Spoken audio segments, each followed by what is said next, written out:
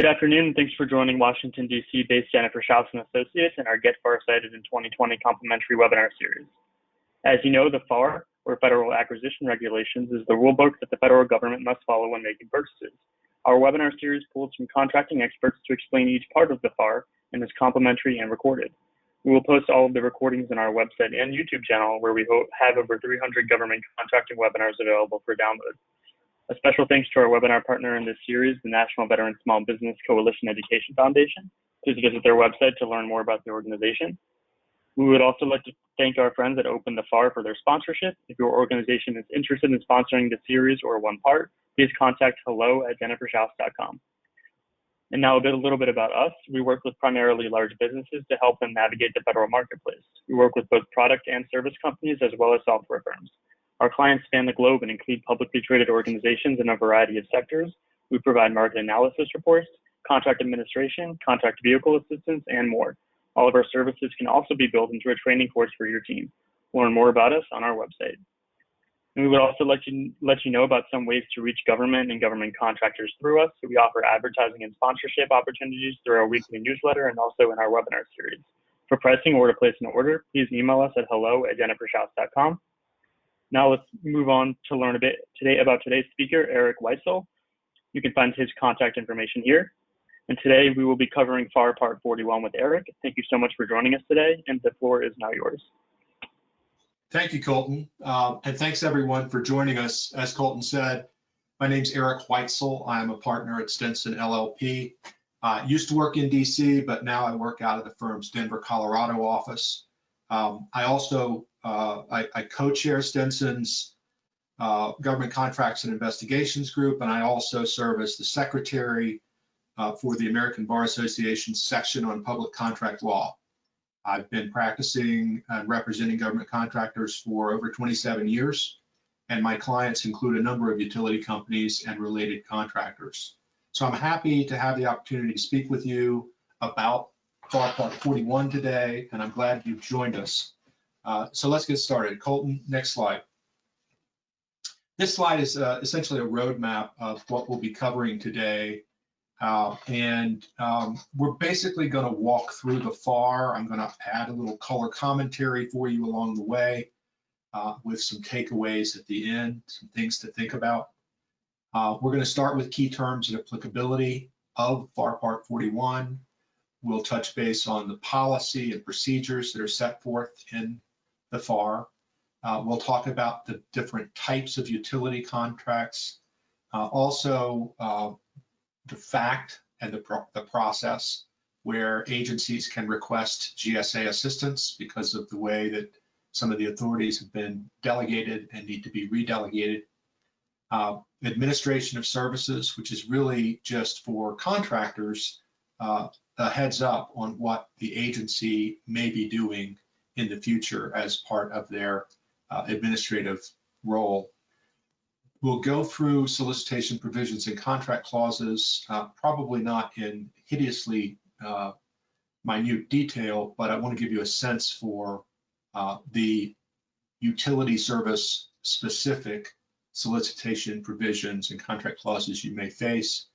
Talk a little bit about forms and formats, and then I want to pivot a little bit to a related topic of privatization on DoD installations. So this part 41 is fairly short, and I think it can be misleading that some people I think that short means simple. There is a fair amount of nuance, and I want to caution you not to think things are necessarily as simple as they seem. So I'm going to try in this presentation to walk through and unpack some of those issues and provide at least a conceptual framework to sort of think about what's happening in this FAR part. Next slide, please.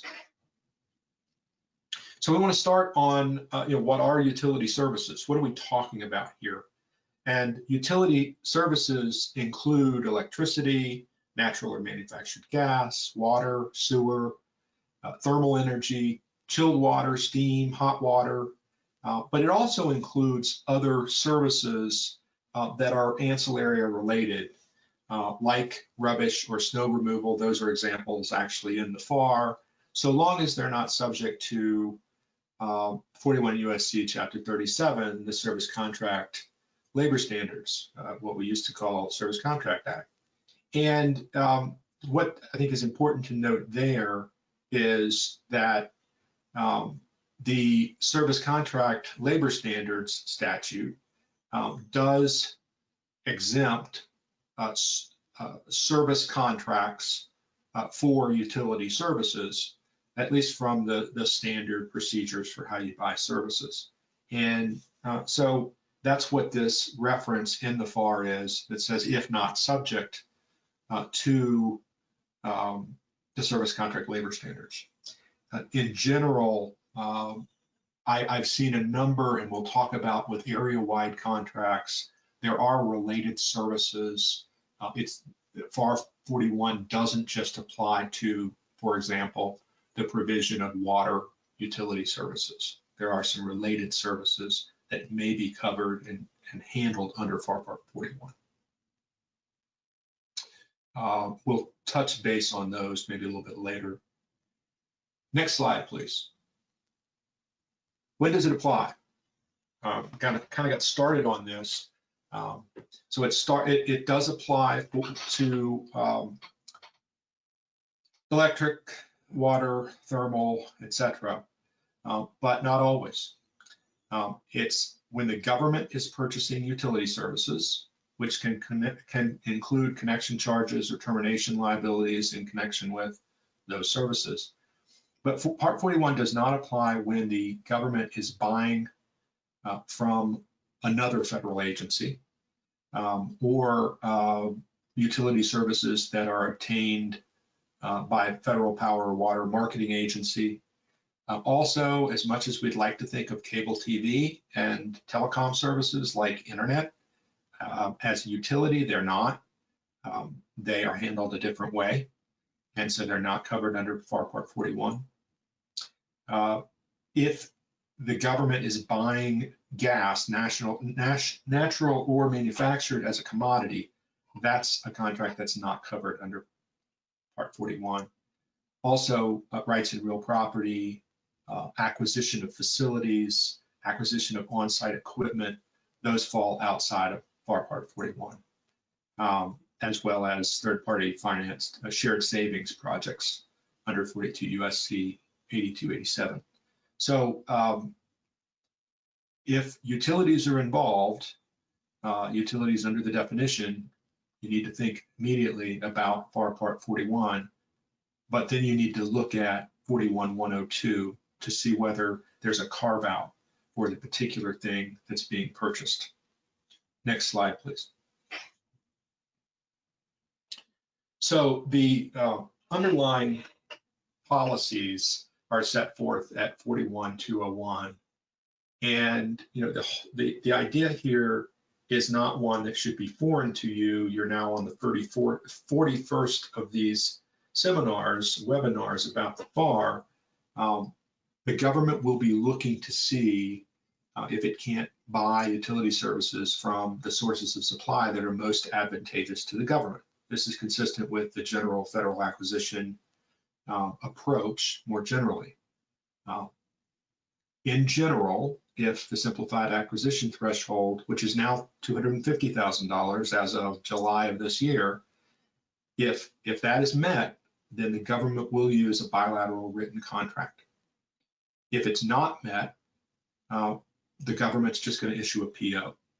And we'll talk in a bit about sort of the decision tree that the government will go through. I think it's good for not only the agencies, but also contractors who want to do business with the agencies to understand sort of the thought process and all the different options. As part of the policy, there is a requirement that special utility-specific clauses in FAR 41-501 are included, and we'll talk about that later. Also, it is the contracting officer's job to make sure that competitive procurements of utilities do not conflict with state law governing the provision of electric utility services. Not all utility services. There was in a National Defense Authorization Act a particular section or sections that made clear that for the provision of electric utility services, the CO needs to make sure that they're not getting sideways with applicable state law. That is, if the applicable terms and conditions of service are set by a regulatory body, the CO is going to have to figure out how to conform the contract and work within those state regulatory rules. Next slide, please. So when we talk about procedures, I mentioned it before, contracting officers who are acquiring utility services under FAR Part 41 have to comply with the competition requirements in FAR Part 6 and acquisition planning in FAR Part 7. The idea is let's promote full and open competition, just as it is with the rest of the FAR, unless that is inconsistent with applicable state law. If the entire utility service isn't available, then it can be segmented, and the agency is required to use market surveys to figure out what portion will be covered under FAR Part 41, what portion will be covered under bilateral agreements or purchase orders, etc. Now, there is, because utilities, as we think about utilities, utility providers sometimes have monopolies, sometimes states have granted franchise or a particular geographic region that they are authorized to serve. And because of that, promoting full and open competition necessarily requires that we think about those state laws. And so there are in FAR Part 41 established alternatives to competitive sources that the government is allowed to use if appropriate conditions are met. The first of those, which I think you hear a lot about, are GSA area-wide contracts. Next would just be a separate contract between the purchasing agency and the utility service provider. And then, while they're not covered under FAR Part 41, FAR Part 41-202 does make a point to reference interagency agreements as one of the non-competitive options that the government may decide to use. I think that these alternatives make sense, again, given the nature of utility services and how they're provided throughout the country and the places where the government is operating. Next slide, please.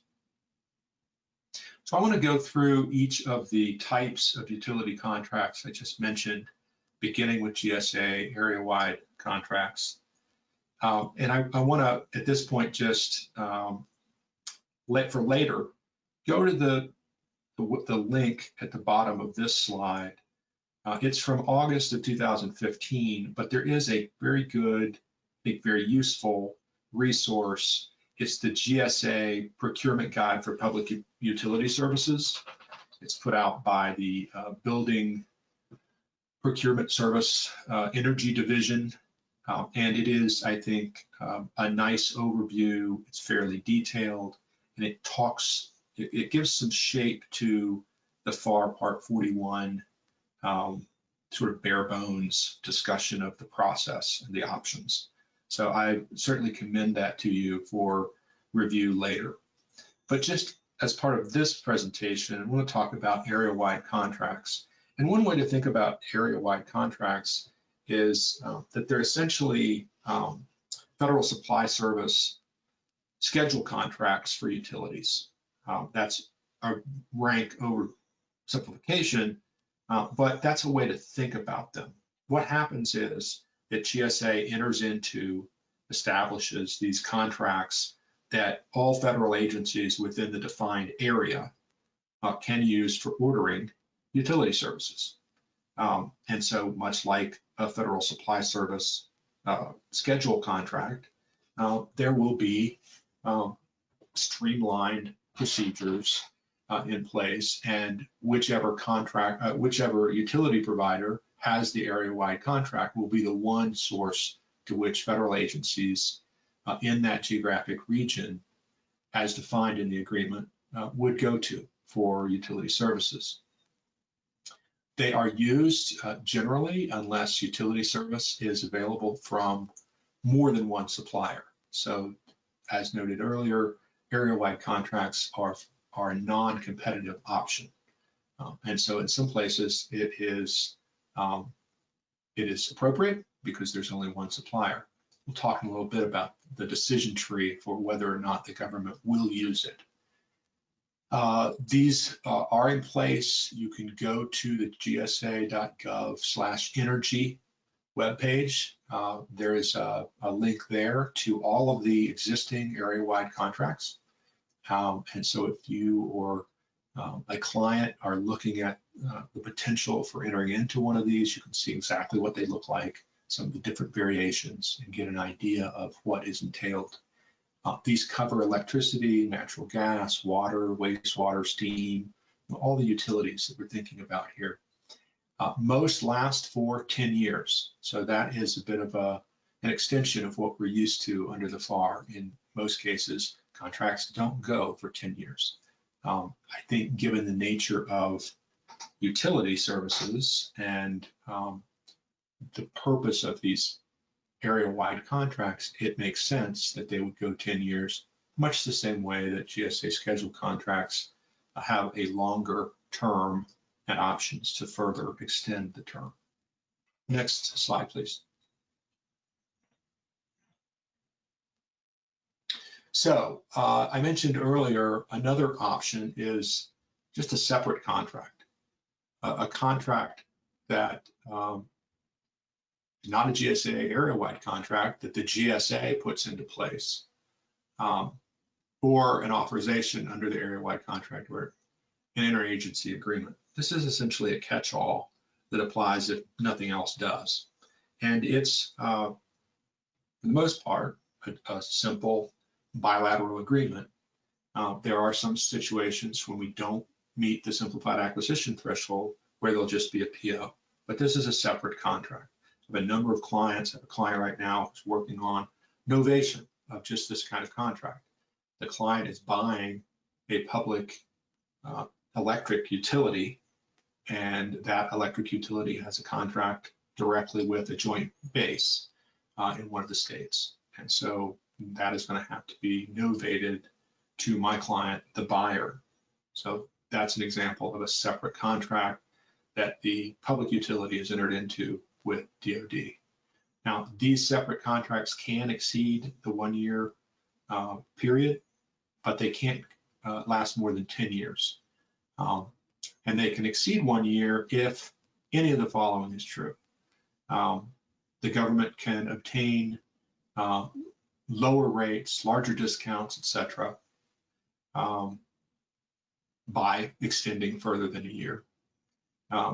Connection charges or termination liability would be reduced, discounted, or eliminated, or if the supplier refuses to offer or agree to a 1 year contract. And so this really gives a lot of flexibility to the agency, but also gives some power to the utility service provider.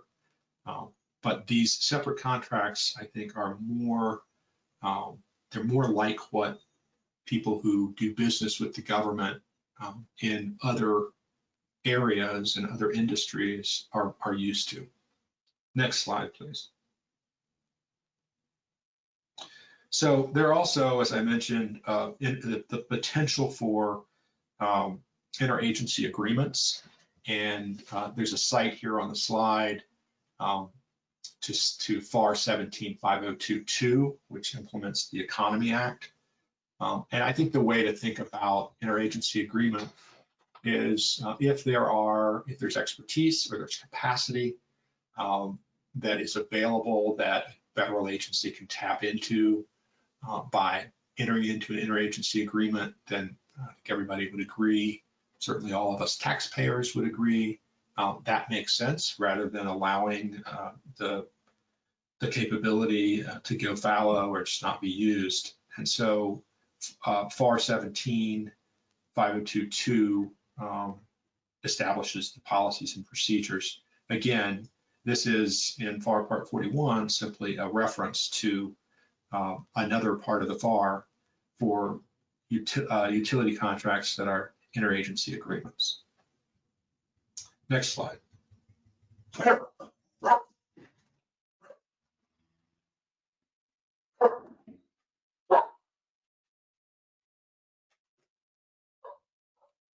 Apologize. This is, I think, a key slide just in terms of the decision tree and how agencies will make decisions in terms of what kind of contract they will use to acquire utility services.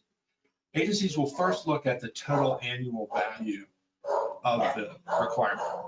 If it is less than the $250,000 simplified acquisition threshold, the agency will acquire, as I said, without a formal contract.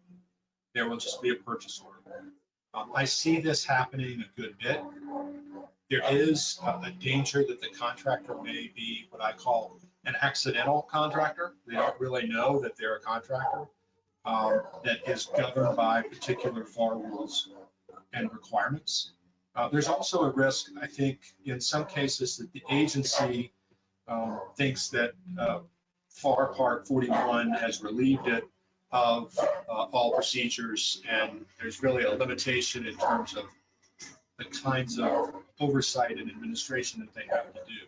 I've seen that happen where it's almost like not a get out of jail free card, but just a pass where a lot of things, because of simplification, they're just not handled with the same degree of diligence. If the total annual value of the requirement exceeds the simplified acquisition threshold, then the government will consider the number of service providers that it might buy from. If it is more than one, then the government will use a separate contract. Those separate contracts are procured using FAR Part 15 procurement procedures, generally, or something close to that. Is back to what contractors are used to seeing.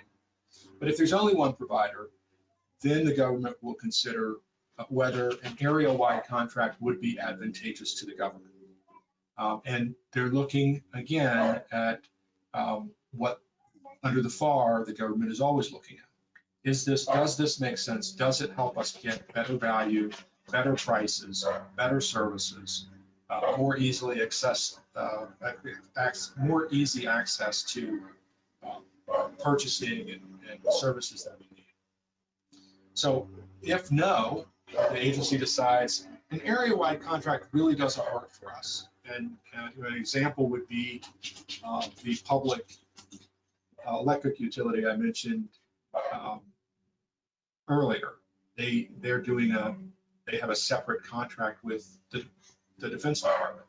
So the Joint Base decided, because of particular requirements that it has, that working through a GSA or area-wide contract would not be appropriate, wouldn't be advantageous. They wanted to have some additional Joint Base specific or service specific requirements met. And so they went ahead and decided to do a separate contract. But if the agency who's doing the procuring decides that the area-wide contract is advantageous, then they're going to look to see whether there is one. As I said, you can go to gsa.gov/energy. There's a link to all of the different area-wide contracts. And if there's one available, they'll use it. If not, they fall back to a separate contract or interagency agreement. Next slide, please. So under FAR Part 41, agencies are directed and told, hey, you can request assistance from GSA.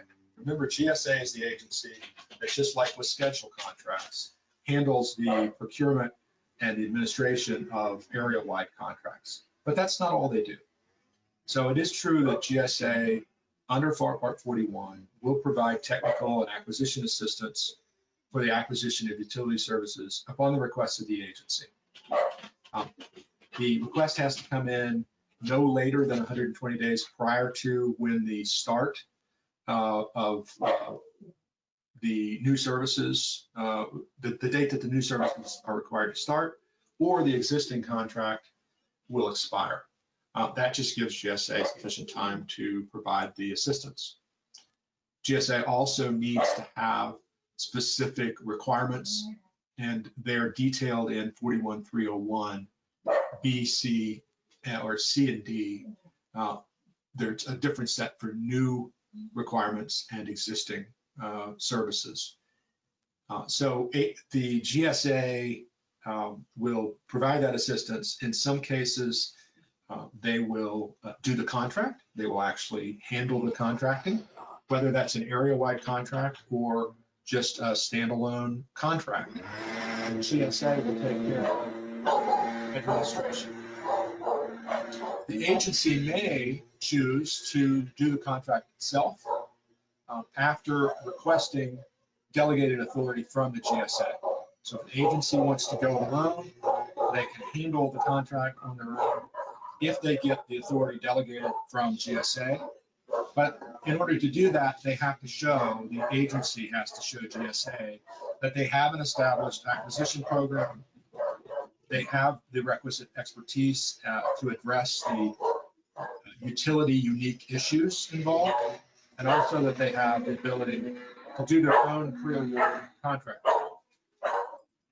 Like I said, that GSA Public Building Service Energy Division guide that's linked several slides is very helpful in laying out sort of the different options and the procedures that agencies need to go through.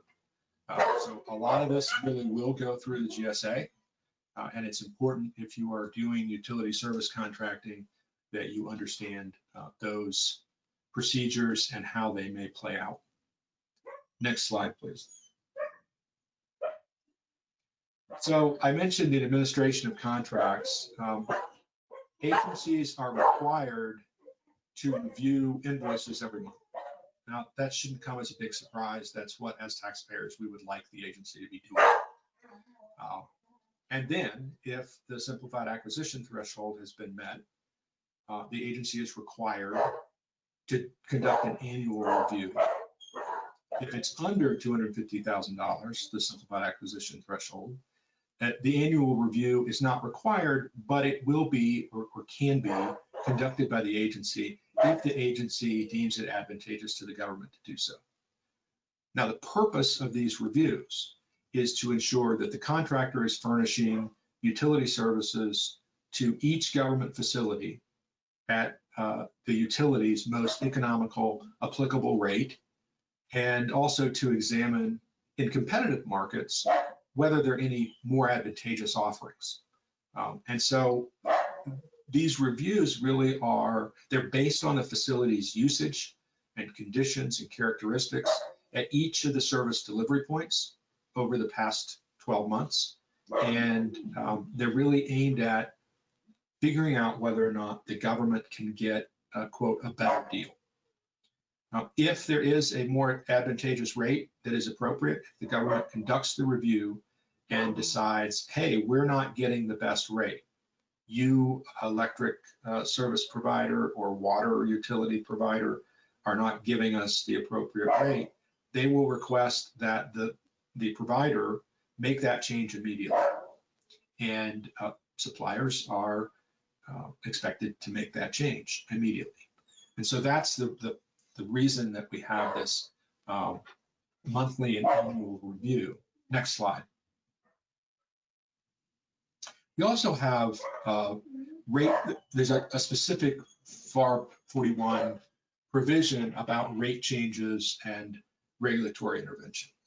As I noted earlier, at least with respect to electricity, the federal government's required to purchase electric utility services in a manner consistent with state law governing the provision of electric utility services. And that includes state utility or public service commission rulings, franchises, utility service territories, etc. But even with the other types of utilities, water, thermal, steam, gas, you have state law requirements that are in place that must be adhered to by the agency. What's that mean? Well, if there is a proposal to change rates or the terms and conditions of service, et cetera, the agency will look at that request and try to determine, is it reasonable, justified, and not discriminatory? If there is an intervention before a regulatory body, if there is a case or matter before a regulatory body that relates to rate changes, and the agency decides it really needs to intervene because there's a danger, for example, that the rates would rise precipitously, and the agency does not believe that it's reasonable, justified, or non-discriminatory, the agency can go to GSA. This is one of the things that the agency can ask GSA to help with. GSA will get involved in intervening before the state body. If the regulatory body does change rates, those rates will be noted in a unilateral modification or in accordance with agency procedures that have been developed for that purpose. And if you have non-regulated utility suppliers, not all utility suppliers are subject to regulation, then they negotiate their rates in accordance with one of the FAR clauses here in FAR Part 41, 52.241.8, which sets up the procedures and the rules for negotiating those changes in rates or terms and conditions. Next slide. All right, I just mentioned 241-8. I'd like to touch on the solicitation provisions and contract clauses. As I said earlier, those are set forth in FAR 41.5. You can think about this in the same way that each part of the FAR, there is a provision for contract clauses that explains when particular clauses need to be used. This is sort of the cookbook for utility service contracting. There are 13 utility-specific clauses that are listed in FAR Part 41. And there's also a catch-all that essentially says the agencies can include other FAR clauses in utility service contracts, quote, as appropriate. And so there they would be governed by the contract clause cookbook provisions elsewhere in the FAR. So there's basically three buckets of utility service clauses. The first bucket only has one clause, and that's 241.1, electric service territory compliance representation. So it only applies to electric utilities. The next six, 52.241-2, 3, 4, 5, 6, so I guess the next five, are used in all utility service contracts, and they don't have to be verbatim. It's very clear that the contract has to include language substantially the same as the language of these clauses. And examples of these clauses are things like there's an order of precedent utilities clause, that's the -2 clause. The scope and duration of the contract is the -3 clause. There's a clause, -4, relates to the change in class of service. -5 has to do with contractor facilities. And -6 has to do with service provisions. And that includes things like how service is to be measured, meter testing, changes in volume or the nature or the character of the utilities that are being provided at each location, and continuity of service and related issues. So those are things that Part 41 expects are going to be relevant and appropriate to include in all utility service contracts. And then the last bucket is 52.241.7 through 52.241.13. And those are listed in 501D, and those are the clauses that that's really, it is the cookbook. It says include this when this condition is met. There is a specific, for example, clause, the -7 clause has to do with change in rates for regulated utilities. The -8 clause is the change in rates clause for unregulated services. And so, the agency, when putting together the solicitation and the contract document, will just have to go through, check the conditions, and then apply or include these -7 through -13 clauses. And just so you know, -9 has to do with connection charges. -10 has to do with termination liability. We talked about that a number of times. -11 deals with multiple service locations. -12 is related to non-refundable or non-recurring service charges. And -13 has to do with capital credits. And so those, again, are to be included where, essentially where it makes sense to include them. Again, that's the cookbook. Other FAR clauses may be included as appropriate. And I think one thing that is really easy to do to get a good feel for this is to go to that gsa.gov/energy page, choose GSA area-wide contracts, that link. It will take you to the list, and you can download all of the various area-wide contracts and see how this is handled, at least in the area-wide contracts. There, because the GSA has to account for multiple potential buyers, different kinds of agencies with different needs, you will see often annexes for different types of services, and each of the annexes has a separate, distinct list of the FAR clauses that provide that apply to that particular kind of service. And I think it's a good way to sort of just figure out and understand better how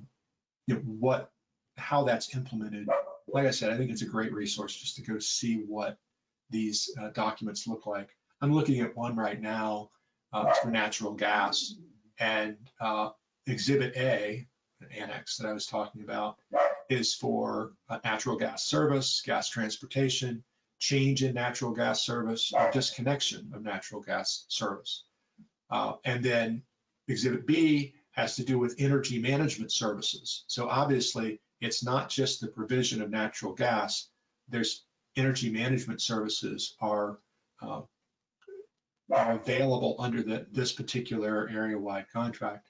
And in this case, Exhibit C relates to the provision of other regulated services provided under the appropriate regulated authority. And so again, each of these has their own list or indication of what applies and what doesn't. Next slide, please. So forms and formats, I mentioned this before.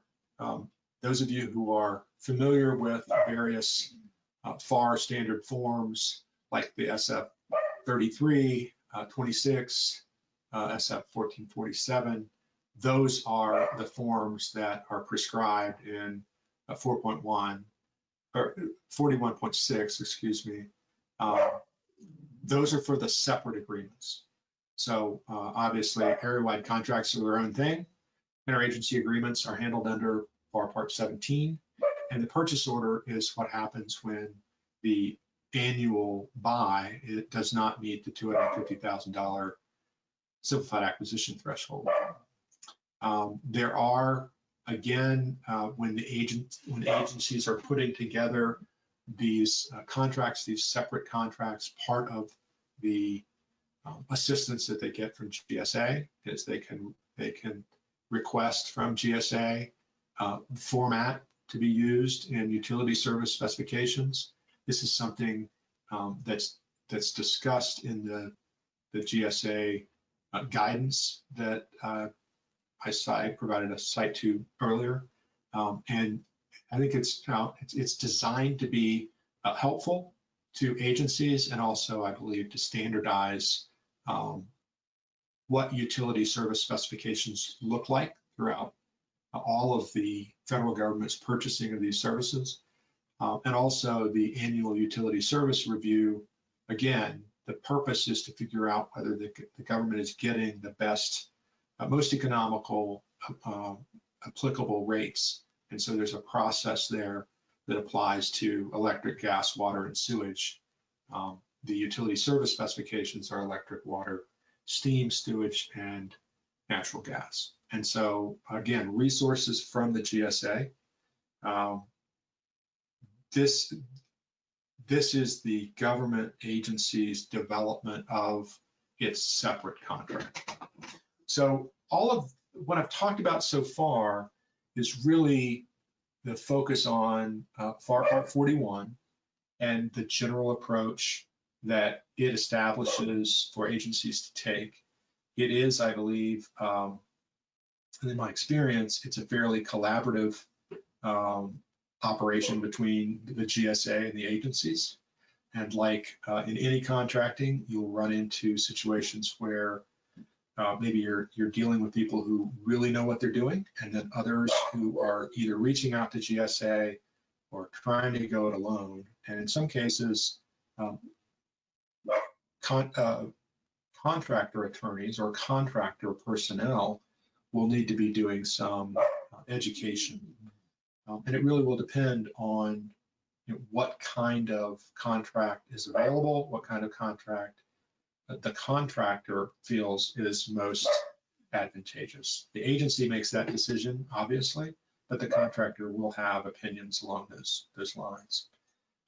So I wish we could have questions. I would say if you've got questions, if there's anything there that I haven't covered, I will have some comments at the end about FAR 41, but feel free, as Colton said, my number is available on the last slide, so you can reach out to me either by calling or emailing. I'm happy to talk to you. I want to pivot, like I said, next slide,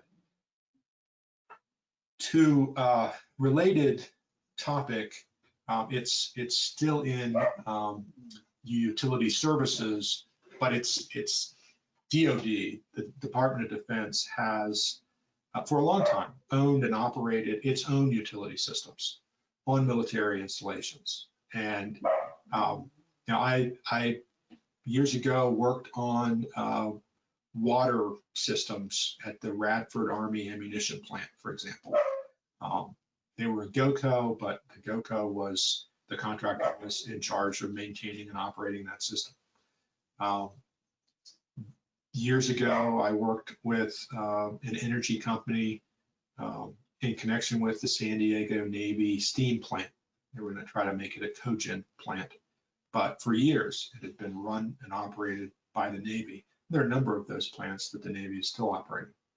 So DoD has a long history of having its own utility systems and operating them and taking care of them, et cetera. But what's happened over the last several decades, however, is that the Department of Defense has transferred those operations to public or private entities. And according to a recent GAO report, there have been transfers of over 600 military utility services to public and private entities since 1988. So that's approximately 20 transfers a year. Why is this happening? It's happening because DoD, frankly, has not properly maintained its systems in accordance with industry standards. I think people who do contracting with DoD understand that it's tough to steer the battleship, to change the direction, and in some cases, DoD facilities have figured out how to operate, and they just keep operating that way, but it's not up to snuff in terms of how the industry would do that. Privatization means that the military installations can find a way to achieve safe, reliable, technologically current systems, frankly, at a lower cost. And what happens is the privatization, the companies take over, whether they're private or public. I'm going to call it privatization. They take over the operation, and because the contracts can last for up to 50 years, they do upgrades. They make upgrades for operational efficiencies, for safety reasons, for all sorts of reasons. Essentially, if you're a private company or a public utility and you're taking over a DoD utility system, you're going to upgrade it to your standards because those standards reflect your judgment about what needs to be done to operate efficiently and profitably. And then because we've got a 50-year contract, it allows those contractor investments to be recouped over time, and it gives the contractor some confidence that they'll be able to do so. So the site at the bottom there, the GAO report that I mentioned, it's GAO-20-140, I believe. That's the site where you can go and see that report. I'm going to mention it here in a second. Next slide. Just as these are actually images from that report. The one on the right has to do with the various kinds of utility services that are located on military installations around the world. Just a nice little reminder of what might be there, and it's not even the full. I just mentioned STEAM with the Navy in San Diego. It's not shown there, but pretty much any utility may very well be on DoD installation. I've worked for a number of clients who are in the process of installing solar panels throughout DoD facilities to help provide power to the facility. That's just another piece of this electric system on base. On the left is a before and after comparison of exactly what I was talking about in terms of utilities upgrading things. The one on the left is prior to privatization. And I think you see fairly old looking, more analog seeming dials and gauges, etc. On the right, those have all been just covered up. And the main control is that little blue panel. And apparently you can use it to check everything or adjust everything that you used to have all of these old analog, decades old pieces of equipment. And so that's just a little bit of a graphic depiction of or evidence of the kinds of upgrades that would go on. And I know from working with them that the companies that want to take over a privatized system absolutely are not going to continue operating using the same means and methods and equipment that the government used because they can't do it profitably. Just a couple pictures for you. Next slide, please. So you may think to yourself, wow, 600 systems over the last 30 years, that's a lot of systems. How many more can there still be available for privatization? There's actually, as this chart again from the GAO report shows, almost the same number still available. The total of privatized systems is 614. The utility systems available for privatization is 580. And so there's still, at the current rate, the historical rate of 20 per year, we're looking at about 30 years worth of privatization.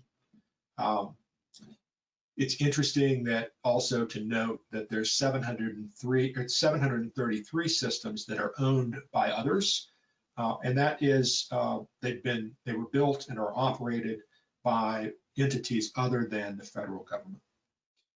It's also, as you look in the report, there were really the point of the GAO report was that DoD should improve its processes and speed up the privatization time.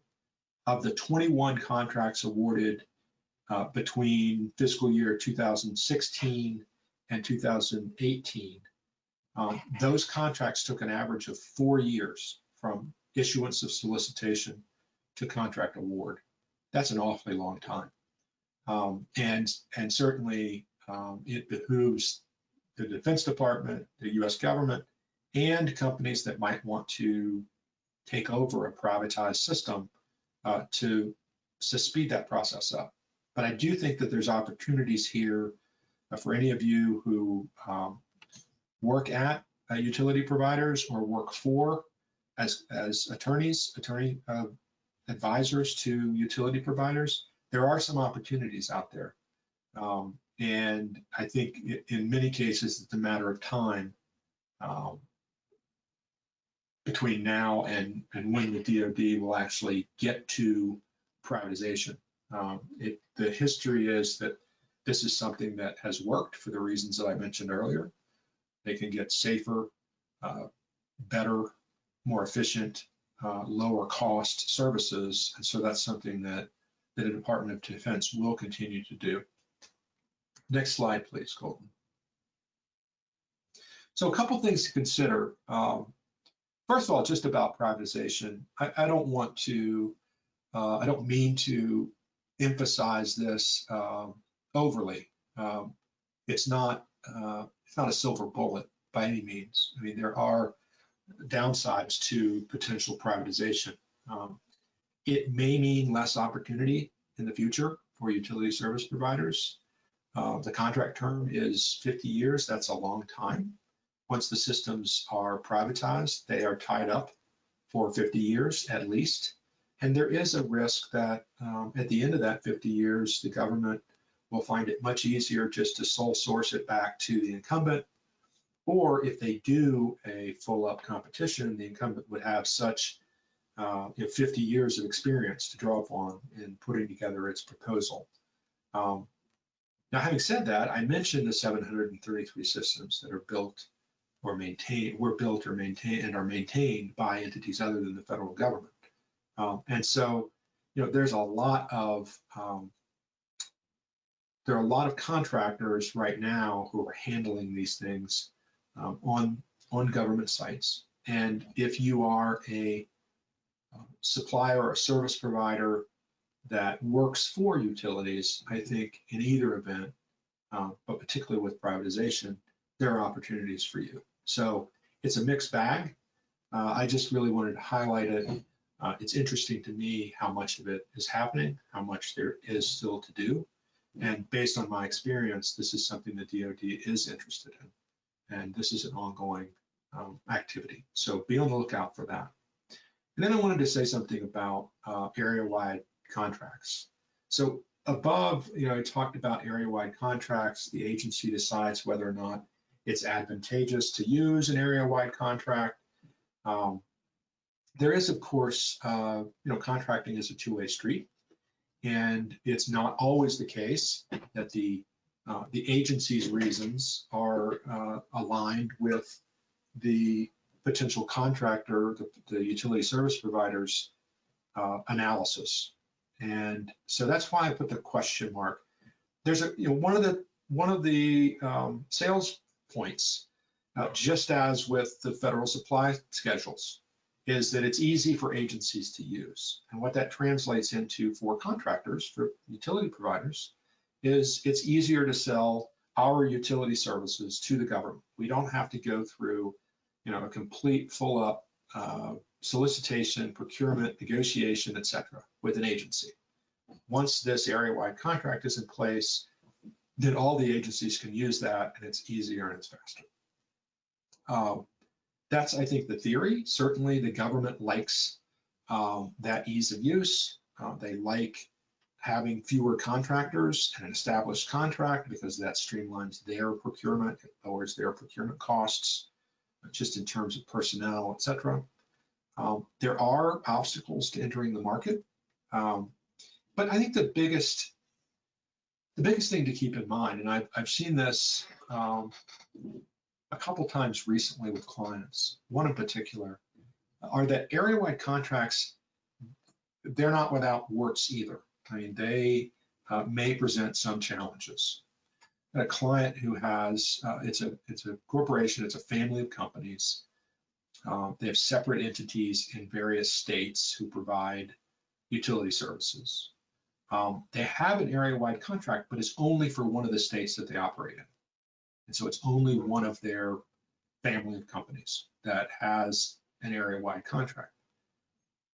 The GC with whom I work says that that area-wide contract is the biggest source of headaches for him. Apparently, all of the other entities within this corporate family with operations in other states who are selling to the government in other states, those purchases must not rise to the level of the simplified acquisition threshold. But it is an ongoing stressor for this company's legal personnel to be dealing with quote unquote government contract, all these crazy government contract rules. And that highlights for me a couple things. One, we are in most cases talking about utility service providers who are commercial companies. So like any commercial company who's doing business with the government, they're in a different space. That's one of the reasons we're talking about FAR Part 41. The rules are different. It's important to know what they are. But I think there's a real, this complaint about area-wide service, area-wide contracts underscores the possibility that companies, commercial companies who are not experienced in dealing with the government, if all they have are those low value purchase orders that come from federal agencies for water utilities or electric utilities, think post office maybe. Post office probably isn't the best example. A DoD recruiting center in the strip mall is buying electricity. They're buying water utility services. So those are small dollar amounts. To what extent do the providers, in this case the local electric company, to what extent do they realize that they're a government contractor and that they are covered by government contract rules and regs? This came up with this particular client in connection with the recent Section 889 prohibition on Chinese telecommunications and video surveillance equipment. I think sometimes contractors or utility service providers think if it's a PO, then I don't have to worry about anything else, and I never will. I think it's important to remember that some government contracts requirements are going to apply regardless of your contract type. Even if it's a PO, there can be certain things that you have to do. So I think that's important to keep in mind in this space with FAR 41, because I think both contractors and government personnel can fall into a false sense of this is easy. We don't have to think about all those hard things. Next slide. So thank you. That's all I've got to share with you today. Thank you again for joining us for this webinar. I hope you found the information here useful. Like I said earlier, if you've got any questions, please feel free to call me or email me. I'm happy to speak with you. I talk to people all the time, just acting as a sounding board, and I'd be happy to talk to you. Thank you, Colton. Thank you for a great presentation, Eric. And to our audience members, we thank you again for participating with us. If you have questions about this part, please contact our speaker with the contact information seen on your screen. And if you have any questions about federal contracting or need assistance with any of our services, please contact us directly. Thank you again for joining us. This concludes today's webinar.